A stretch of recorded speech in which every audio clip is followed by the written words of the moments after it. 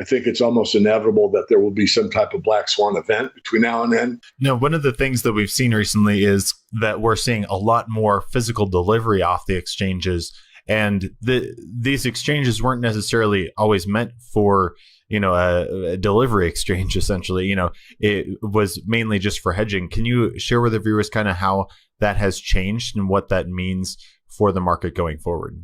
Well, this is conjecture, but let's say a highly educated guess. I look at the COMEX particularly, and the LBMA to a lesser degree, as being car dealerships that display all the new cars. They're there as a big facility, big market maker. But yet what they really have is they have silver on display. They don't really facilitate transactions, as you just said, Elijah, and that's key. And so when you start going into the LBMA, or you take silver off the SLV or PSLV or whatever, in other words, if you start taking silver primarily from the LBMA and or the COMEX, that's a last resort. That's the place of last resort. Anyone that's in the silver business, even on the retail side, but particularly on the industrial side, goes direct. They go direct with a refiner or a smelter or somebody that's a direct ship. They don't need to ship a bar to the COMEX to ship it back to, a mint. So there's very little silver that goes on the shelves other than what can only be sold on the spot market. The rest of it's sold in various places, jewelries, and of course, all kinds of industrial applications. So the point is, it's drying up. It's drying up before our eyes. And if they had any way to hide it, they would. They can't. And so they're showing us that, the register category keeps showing them away. The thing that's surprising to me, I guess, this time is the last couple times I recall well, the 32, 33 million ounces. It was there for a little while, like a few weeks, to the best of my memory, and then it started building back up. And then, of course, I always ask the question, well, where's that silver coming from? But this time, it just keeps going down, down, down. I mean, it fluctuates, but mostly the trend is still down. And there doesn't seem to be any influx. So I think between what's needed for the semiconductor industry, what's needed for the solar panel industry, what's needed for the industrial use on aggregate, has got silver in a pretty tight position. And what we really need is another influx of, committed precious metals people to buy. And I think that's coming in a different way than most people do. And I think that's going to be through the advent of the cryptocurrency world. There's a lot of silver and gold backed cryptos out there, and there'll be more. And I think the only issue that's holding it back now is awareness. I think the awareness of gold is the ultimate stable coin. I mean, think about it. An ounce of gold is the same mass anywhere in the universe. That's stability.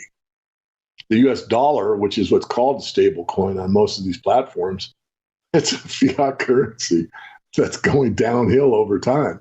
So if you want a standard, if you really want a stable something, that's what your stable coin would be. And that's kind of ironic because we talk about coin.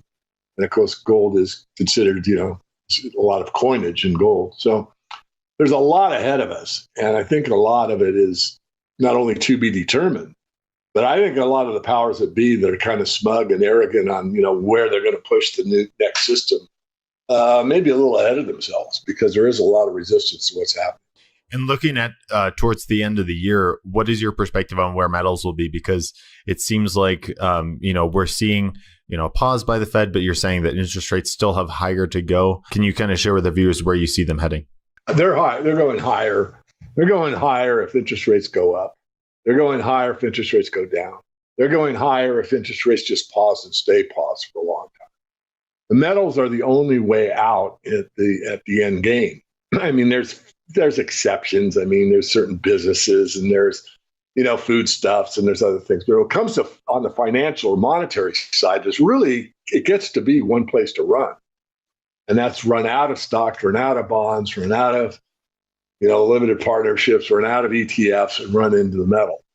And that won't happen to the level that it happened in the past as far as awareness. I think there's a lot more awareness in my generation of why people are running metals. They understood fiat collapses, currency collapses. Today, that's not true. But people also have social media, so there's a lot of monkey see, monkey do. And when somebody's influencer says something about why precious metals are key at this point in time, and they never heard that story before, they will likely follow on. So I still think by the end of the year, you'll have stronger prices. I think it's going to be the last quarter of this year. I think it's almost inevitable that there will be some type of black swan event between now and then. Could be, could be grid down in some areas. It could be a computer hack at a money center. It could be another crypto conundrum. There's several things out there. But the main thing is the shift has gone to a pause on the precious metals investors. They're like, I'm happy, I've got enough. I don't need to buy anymore. I'm hedged. I don't need more. And that's the place to be. I mean, I've never advocated 100% in, but I have advocated everybody owns some. And we're far from that point, Elijah. It's very, very far from everybody. And once the window closes, and it's very difficult to get anything, at least at a reasonable price, that's when the frenzy will actually get into probably a double parabolic. I mean, there's no such thing as a double parabolic, but what it insinuates is that buying just goes higher and higher and higher and higher and higher. Eventually it'll burn out. But at that point, if it gets to that point, and I think it will be a key that the end is nigh. In other words, the new system better be implemented quickly because no one's trusting the dollar anymore in terms of gold.